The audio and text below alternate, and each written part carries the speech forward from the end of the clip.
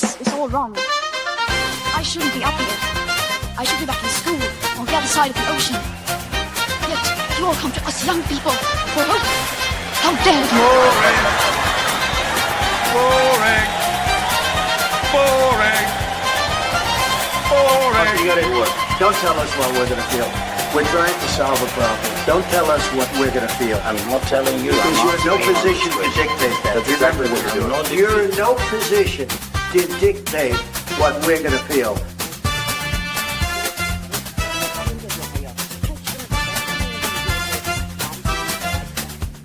I call again for an immediate ceasefire in Gaza, the return of the sausages, the hostages. Welcome on and all to the unusual and extraordinary and hopefully inspiring station which tells you the truth, gives you our opinions, but never mixes the two. Hooray! And hopefully a little bit more honest than the British Prime Minister, who is lying to himself, in my view. Please don't forget to like and subscribe on Unprecedented TV, the home of free speech and hopefully of facts as well, where we treasure facts and we're gracious with opinions as well. Now, I'm mentioning Keir Starmer because perhaps by the time you watch this, who knows, if you're watching it in the archive, Keir Starmer will be gone. It's been a very difficult time for the Prime Minister. He has lost a number of his staff. Perhaps even as we're on air, he loses more. Perhaps he himself will resign. But there's no doubt that Keir Starmer finds himself in a position which is precarious, to say the least. And if history is anything to go by, probably unrecoverable. That's an opinion, but I've been around in politics for 40 years, and I've never seen a Prime Minister recover from the mess that he's in, at least at the time of the broadcast. Keir Starmer's problems started a long time ago. In fact, before he was even a member of Parliament, where he seemed to miss things like the most prolific paedophile that we know, Jimmy Savile, doing his business, while Keir Starmer was head of the CPS, the Crown Prosecution Service. How did that slip through the net, even though there were literally hundreds of victims? Then he went after a member of Parliament, Nigel Evans, who happened to be the Deputy Speaker of the House of Commons, wrecked his life for a couple of years. And the man was found innocent of all charges. And since then, as Prime Minister, he promised change, and he has given us change. He has managed to change the dial on terms of popularity, or should I say unpopularity, to be the most unpopular Prime Minister in recorded history in British politics. Now, that is an achievement, but probably not the change he'd intended. In my opinion, the problem is that Keir Starmer has no self-awareness. He's not an experienced politician by his own admission, and he rather foolishly said he'd rather be in Davos than in Parliament. So by his own words, he would rather be in the unelected autocracy of the World Economic Forum than in the elected house, which he is paid to serve. Put all that together, it's hardly surprising. He's in a crisis situation and literally hanging by a thread. It could be even as we make this show, he's gone, in which I'll put this in now. I told you so, because in my view, his position is unsustainable. But am I the only person who thinks that? Okay, my guest today isn't exactly impartial. He's involved with Advance UK and he's actually standing against Labour as we speak. And that's Buckley MBE, a man who earned an MBE for something. What did you win that MBE for? What did you earn it for, Nick? Couple of decades work of charity work, stopping young people getting involved in crime and getting homeless people off the streets. So, MBE stands for what? Member of the British Empire. Okay, well, Keir Starmer's a sir, but it almost sounds ironic when you go Sir Keir Starmer these days. Let's go to the big picture here. And as I say, I'm even slightly cautious about doing this subject, but we have to because it's pretty much the only game in town. In the archive, you'll be able to watch and compare how accurate what we're saying here is with what transpires. I would say that Keir Starmer is on the way out. I don't see any recovery for him. We'll look at the details in a moment, but I'll push you to make a prediction before we go into that. He has been a dead man walking since the minute he walked into 10 Downing Street. There was no way he was going to achieve anything because Labour governments only achieve short-term success because they always inherit a healthy economy. This is the first time where Labour is, in the modern time, has come into power and the Tories have ruined the economy. So they were on a hiding for nothing from day one. And the first budget, do you remember the first budget? Yeah. That really was the end of him, his premiership, and this government. They've never recovered from that first budget. So yes, it does seem to me that the Tories did make a bit of a mess of it. I actually studied economics for a while. I did well at school on it and started in university, but then decided actually economics is really a pseudoscience. And it's sort of made up. It's more about psychology. One of my friends said he'd worked out the secret of the success for an economy. He said, I know how you can make the economy grow 5%. Do you know what his solution was? No idea. Make everyone work 5% harder. That is probably true. He didn't exactly explain how to do that. But Thatcher said something, I can't remember the exact phrase. I'll ask the team if they can get it before we finish. She said something about the Conservatives create wealth for you and the Labour Party spends your wealth or something like that. It was a more prosaic statement, I think. But fundamentally, Labour do seem to have utterly failed. You never hear anything about Rachel Reeves anymore. Whatever happened to her? Did she resign as well? And nobody noticed? I've not checked her CV recently, so she may have another fantastic job somewhere.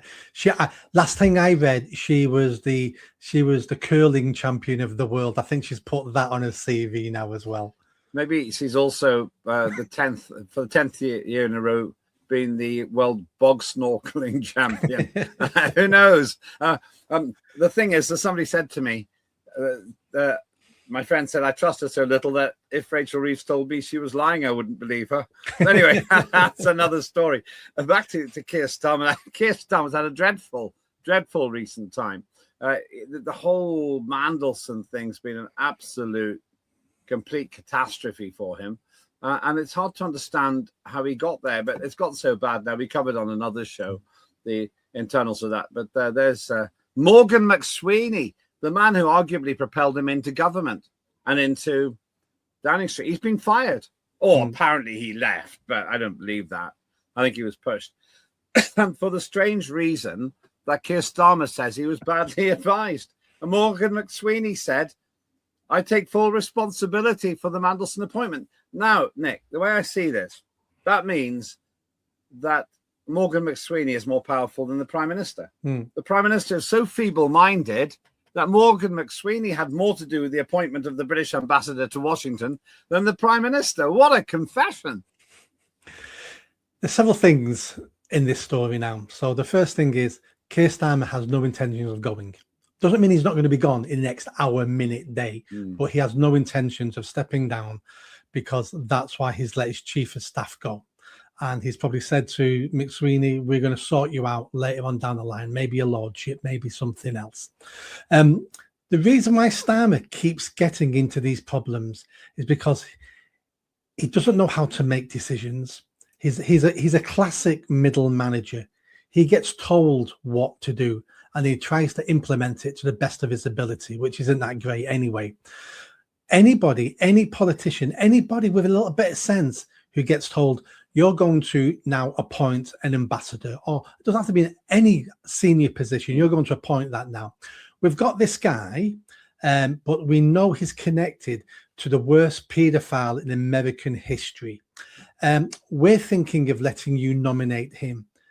Anybody should have said straight away, the optics of that look terrible. I don't care if he's the best person for the job, but I can't appoint people who are friends with paedophiles after we knew they were paedophiles. You can't blame someone for being friends with someone when you didn't know, because paedophiles hide everywhere. You don't know what they are. But the second he was arrested and let out on bail, he was still friends with him. He still stayed at his house, just like Prince Andrew. It's like these people have no sense. And for Keir Starmer to appoint him, knowing that and knowing he had the secret files from MI5 and all that, and to still appoint him shows he has no judgment. He's just doing as he's told, as he's always done. This is the thing. In order for us to believe that Keir Starmer didn't know all about Mandelson, it means that he couldn't have read the newspapers, which clearly said that Mandelson was chums with Epstein. He ignored the MI5 reports or didn't see them, in which case, what's the point of all this vetting? Or worst of all, he didn't care. They didn't care. Now, he is a father. I'm a father. He's a father. And that third one is the worst one. He didn't care that children were being raped as a result of Mandelson's close chum. He says he loves so much and everything else. Mandelson's close chum's actions. Incidentally, something else that really annoys me, and I said this actually on the BBC recently. People go on about violence against women and girls. No, it's violence against victims. Because every time they say, oh, Epstein's guilty of violence against women and girls, they assume there wasn't a single male victim. And I simply don't believe that. But they're not even going to be looking for it if it's always sexually discriminated against all those potential victims who are boys. And for Mandelson to say because he's gay, he was insulated from it, somebody as depraved as Epstein probably didn't care. He mysteriously died, allegedly suicide. So we can't ask Epstein directly, but I'm sure at least one of the, well, I would say one of the 6.5 million documents that actually exist might hint at boys being involved, and I've heard some backstories about that. But you're right. This claim by Mandelson, by Starmer, that Mandelson was unknown to him. He never did anything wrong. How can we have somebody as dumb as that in Parliament? Is it because he literally is so inexperienced, or what? Or is he just not smart? A little bit of everything, but it's also this. Labour and Labour politicians have a real blind spot when it comes to paedophilia. Why would Keir Starmer care about the most famous American paedophile? Why would he care about him and his victims? Because Keir Starmer doesn't even care about the 100,000 British girls who have been gang raped by the grooming gang scandal. He doesn't care about our children. Why for a moment do we think he would judge someone being friends with an American paedophile when Keir Starmer didn't even want an inquiry into it in this country? He blocked it. All the Labour MPs blocked it. He was forced into it. And now it's going to be a cover-up. He's appointed a Labour chair to run it. Labour have got a real issue with paedophilia. They think it's the next progression from LGB being gay, whatever. They think this is the next thing, and it's not the next thing on that. It's completely different. It's against human nature. It's evil. But Labour keep letting themselves down on this. Harriet Harman was on the NCCL, National Council for Civil Liberties, at a time where they'd seriously thought that PIE, the Paedophile Information Exchange, I think they were called, had some rights. This is the thing. And Harriet Harman was a senior politician in the end in Labour. But there's another point you've made, which is really interesting here. Could it be that the same thing that's caused Keir Starmer not to care about the obvious inappropriateness of Peter Mandelson is the same thing that's caused him not to care about the rape gangs? I worked with Peter Mandelson. I could have told Starmer that Mandelson was a liar because I worked with him. And he lied to me. That was 20 years ago. But Starmer didn't know. He didn't know. He's got hundreds of staff at his disposal, thousands arguably. And not one of them gave him good advice. Instead, his big pal, Morgan McSweeney, who's taking the rap now, because he was obviously the de facto prime minister, has been chucked out. By the way, this isn't the first time he's got it wrong. What about Jimmy Savile? There's Keir Starmer going on and on. There he is, Jimmy Savile. There's Keir Starmer going on and on and on about being head of the CPS. And in all the years he was head of the Crown Prosecution, no one person told him Jimmy Savile was a serial paedophile, even though it was common knowledge in the BBC. How could he? Why does he boast about having done such a bad job? He knew about all this. Of course he did. He's right in one point where he said he got bad advice because he was probably told, forget about the paedophiles, appoint him anyway. So that was bad advice. But as a prime minister, you should know bad advice when you hear it. But going back to PIE, the Paedophile Information Exchange, for people who've never heard of that, this was in the 70s. This wasn't an underground movement. This was an in-your-face lobby group, and one of its aims was lobbying to reduce the age of consent to 3. They applied for and got government. 3. They applied for 3. and got government grants off the Labour government to promote themselves, because they were giving grants to all these far left-wing idiot organisations. They got government grants. They were not a hidden, under-the-counter group. They were in your face. And Harriet Harman, right? She was not involved with Pi, obviously, but she was involved with Liberty, who allowed them to join Liberty. They fought for their rights. This has been within Labour within crazy Labour for a long time. Yes, it was. There was another woman. I can't remember which other Labour female was also involved in that at the time. We'll probably get the name before the end of the show. So there is a very checkered history with some senior Labour MPs. So we've got Starmer. So frustrating this. We've got Starmer, who has got a very bad track record of taking these things seriously, appointing that man, Mandelson. And of course, we've seen this Labour crisis deepens. As I say, we'll broadcast this, whatever the situation, but it's quite possible by the time people watch this, Starmer's gone. But he's caused this himself. There he goes. That's not Morgan McSweeney next to Peter Mandelson. It's Keir Starmer. You sort of feel like shutting the door and saying, how can you seriously carry on in your job? How can you not see that you're not suited? You're not up to it. Because if he had that sort of vision, he wouldn't be Prime Minister at the moment. He'd have resigned a long time ago. Look at the 13 U-turns he's done. We're going to take the winter fuel allowance off old folk, but not all of them. We're going to tax pubs, maybe not pubs. U-turn, because they come up with an idea and go, this will be great. And then they announce it. No one's done any research into unintended consequences and a backlash. And the second they get backlash, they know that week they have to backtrack, which makes them even weaker for next time they have to backtrack.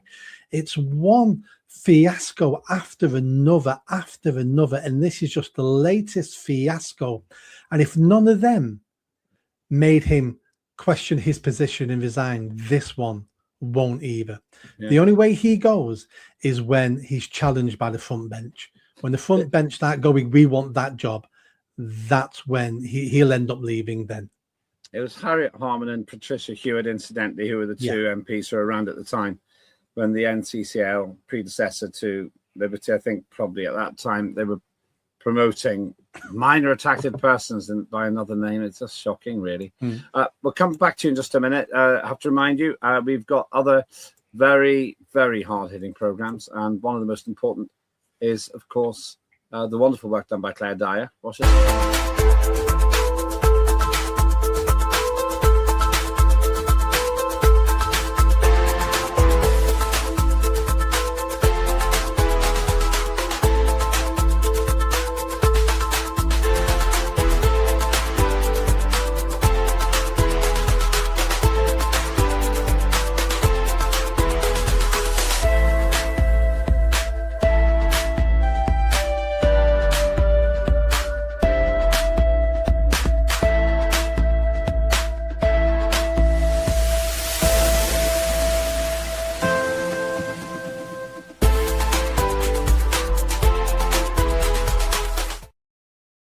That is Claire Dyer, Dire Consequences. Please do like and subscribe at Unprecedented TV. Thanks for all of you who have. It's free and it helps us a lot. But back to Nick Buckley MBE. During the break there, we also got an update on a quote, and apparently it's a paraphrase, but let me read it to you. This is about Margaret Thatcher. She said, the problem with socialism is that you eventually run out of other people's money, which is pretty good. And I think that there does seem to be this element where they promised no more taxes, and then they've put some of the highest tax increases we've ever had. Now, back to this problem that... and let me jump in there. And then for 2 years now, cancelling elections, trying to get rid of jury trials, trying to bring in Islamophobia, religious blasphemy laws. I've never seen a government as authoritarian as this one. I thought the Tories were bad. They started a lot of this, but this government has just taken it and ran with it. And in my opinion, they've also got this balmy climate emergency thing. You don't hear much about that anymore. Maybe Rachel Reeves and Ed Miliband have both gone on a long holiday somewhere by plane, no doubt. Now, another thing that happened, and once again, I am acutely aware that this program could be proved right before you even watch it. But Tim Allen, who's some communications guru, there he is, number 10 communications chief, quits. He quit as well. Now, when you start losing people like this, as Mandelson Fallout Demons, when you begin to lose people like this, it's curtains, it's over. Now, I suspect what's happened is he knows what's going to come out in the inquiry into the documents which were sent between London and Washington when Mandelson was on his ill-fated term of office as the British ambassador to America. But he's gone. Now, when your staff start walking out, you know you've got trouble. When I was leader of the Liberal Democrats in Wales, when I used to be party leader there, I don't remember losing any staff like this. There were some mistakes. Some were made by me, some were made by my staff, but I owned them all. I didn't say, oh, well, it was Jim there who messed it up.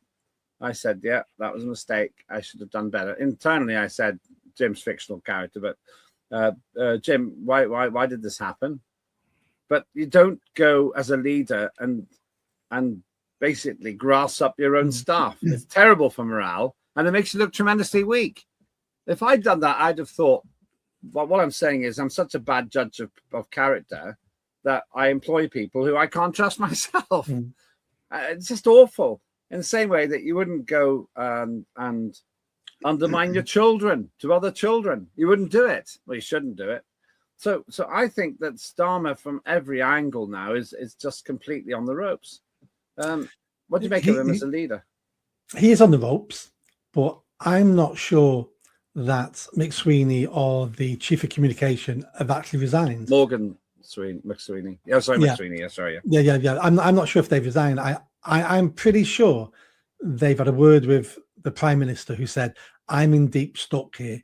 Can you fall on your sword? Can you take the blame for this? And I'll try to sort you out later down the line. I think both of them have resigned to try to help Starmer, because Starmer's line is going to be this now in Parliament. It wasn't my mistake. It was my chief of staff's mistake. And I've let him go now. And the communication side of it was appalling. And that was down to my communication manager. He's gone now as well. I need new people around me who and Keir Starmer is trying to cling on. These are sacrificial lambs. These two people haven't resigned in disgust, haven't resigned to bring Starmer down. They've resigned to keep Starmer in place. That's great to hear you say that, because I feel exactly the same. It probably went something like this. I need you to go. Well, I don't want to go. Well, if I lose, you're going to go anyway, mate. Yeah. And then, oh, well, we'll sort you out after. But he can't put Morgan McSweeney into the Lords after what he said about Morgan McSweeney. Tim Allen's walked off. Why would he get a peerage? I'm not sure what else he can give him. How useful is a knighthood? It hasn't made Keir Starmer any smarter. Meanwhile, you've got the circling vultures and the two front runners. There they are. That's Angela Rayner, who got chucked out for her misdemeanors, and Wes Streeting, who's got problems. Angela Rayner, I would love her to be the Prime Minister. Do you know why? Because of the content she'll help you collect to create. After Joe Biden left, there was a period of mourning in the satirical corridors of broadcasting. But I think Angela Rayner would be a great replacement. It would just be hilarious if she was in that job. Absolutely hilarious. As for Wes Streeting, probably a bit more competent, but so wet behind the ears. And he's got a problem. Do you know what his problem is? No. He's associated with Mandelson, very close to Mandelson. Yeah. And it's quite possible stuff will come out there which will compromise him. And it's become so toxic that just hanging around with him suggests he got terrible judgment. That's the problem. I mean, it's a bit unfair to if it's just you've met him, you've got photos with him, you've met him at events. You can't judge someone on that.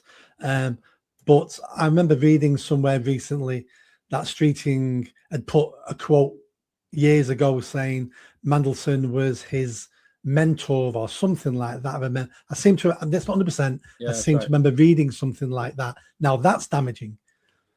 Yeah, I think it is. And there are plenty of shots, and there's another one, that rather fuzzy shot.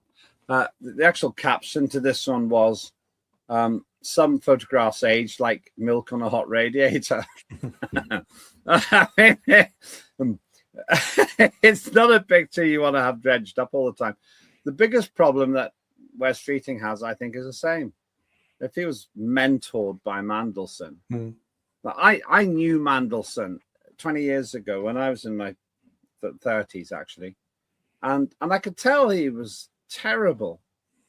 He double-crossed me when I was working with the late David Trimble. I didn't need to have a psychological analysis or references to know he was a bad egg. And I said so at the time. I said, I'm not going to work with this guy because he's just lied to myself and David Trimble on an important matter of Northern Ireland policy. But as it turned out, he had to resign then anyway. He's resigned twice from government. I mean, this is the thing. And that's not a clue to anybody that this guy's had to resign several times before. Yeah.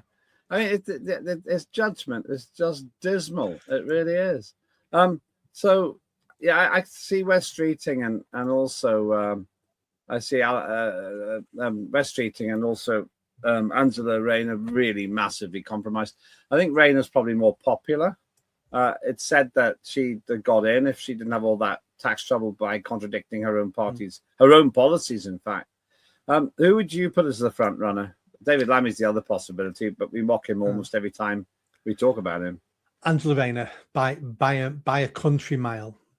This is Angela Rayner's to lose. Andy Burnham, if he had stood at the by-election and won the by-election, but he didn't manage to do that, he would have been Prime Minister. But at the moment, the way things stand, Angela Rayner is odds-on favourite for me. She ticks all the boxes. And Labour, don't forget, are far left now. So Angela Rayner, all my money on her. Yeah, I just think she's the most likely. And if she's got any sense, she'd reach out to Wes Streeting and go, which job do you want? Yeah. Let's run as a double act because, you're still quite young. You'll have another chance at Prime Minister. What top job do you want? Do you want Chancellor Exchequer? Do you want Home Office? What do you want? And as the two-ticket race, unstoppable then. Yeah, it just would be great because it also would make Labour completely unelectable. They already are. Yeah. Just imagine Angela Rayner in a leaders' debate. Just imagine. I'll tell you something else as well. It wouldn't surprise me if she, which she would have already done, reaches out to Andy Burnham. Andy, I need your support on this. And when I become Prime Minister, I'm going to open the door for you to come back to Westminster. And the second she's Prime Minister, she bolts that door shut. Yeah, well, then she's, oh, sorry, I can't do it. It's the Tory scum that made me do it. Have a fag. There we go.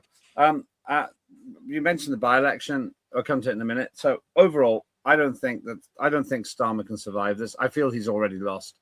I've never known a Prime Minister recover from something as bad as this.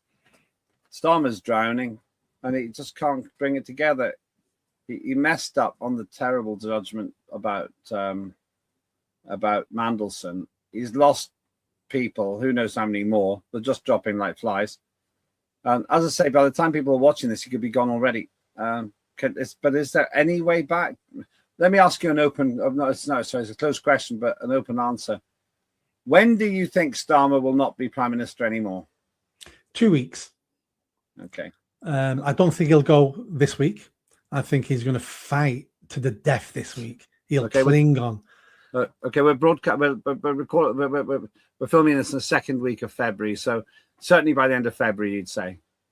Yeah, he'll be gone by then. He'll understand. A week from now, he'll understand his position is untenable. The front bench runners and riders will all be active, and he'll be told, it's over, Keir. It's over. You either resign, in which case, you know, there's all sorts of things in the party for you, or we end up having to kick you out, and that's going to damage your reputation, damage the party. He's probably got another week or two before he accepts it, and then there'll be a leadership election.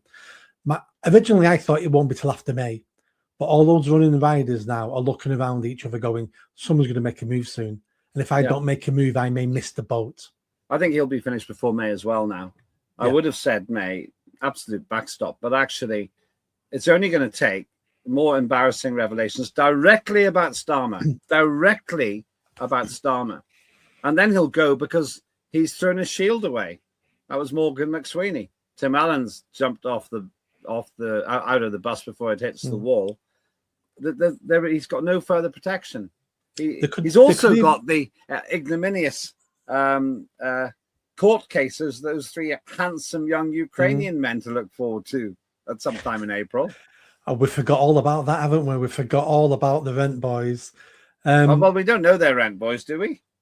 They're just handsome young men who had very interesting social profiles. Okay, nothing's been proved. I'll accept that. I think Labour will also be looking at this. If we get rid of Starmer now before May elections, we're bound to get a bounce in the polls because we can blame everything on Keir Starmer. We can spend the next few months going, this is a fresh start, we're correcting the mistakes, blah, blah, blah, blah, blah, and just use it as pure propaganda for the May elections. And they'll still do badly, but they may not do as badly as they would have done. And then it'll all go downhill, of course it will.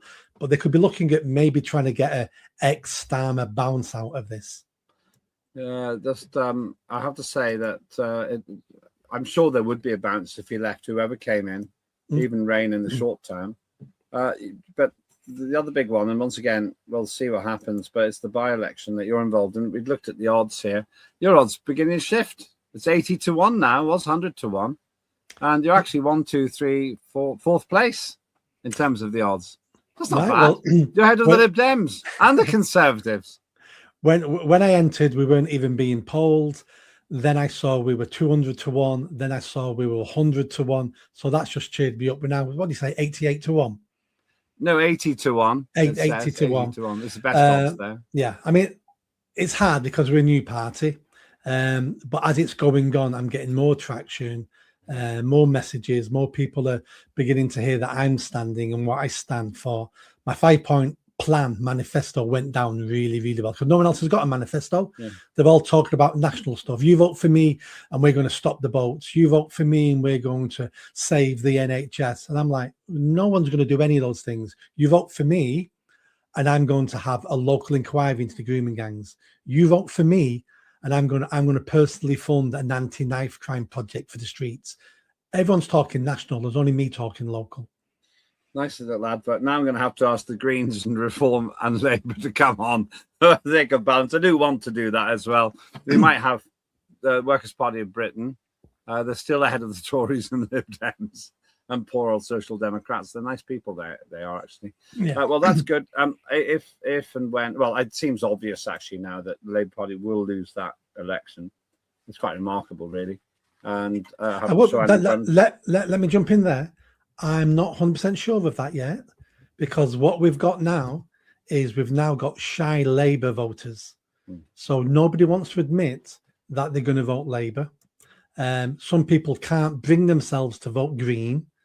Yeah. So I think there's many people out there who still may vote Labour, but will not admit it to anybody. We used to call people like that shy Tories because we're embarrassed about the Tory party.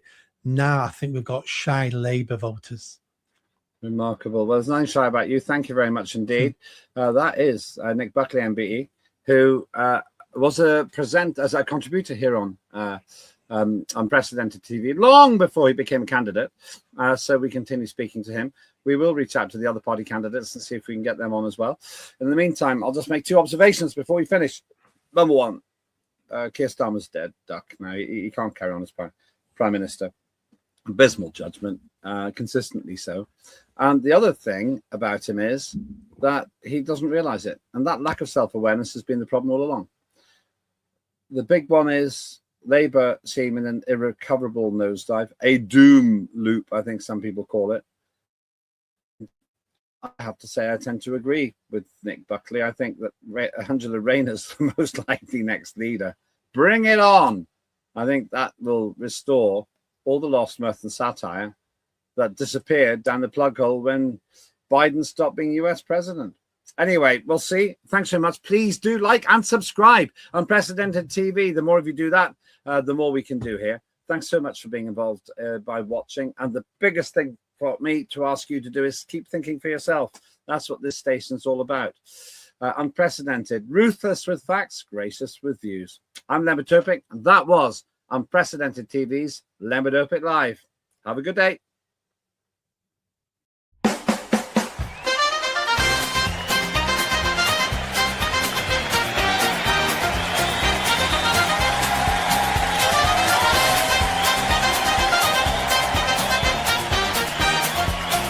Immediate ceasefire in Gaza.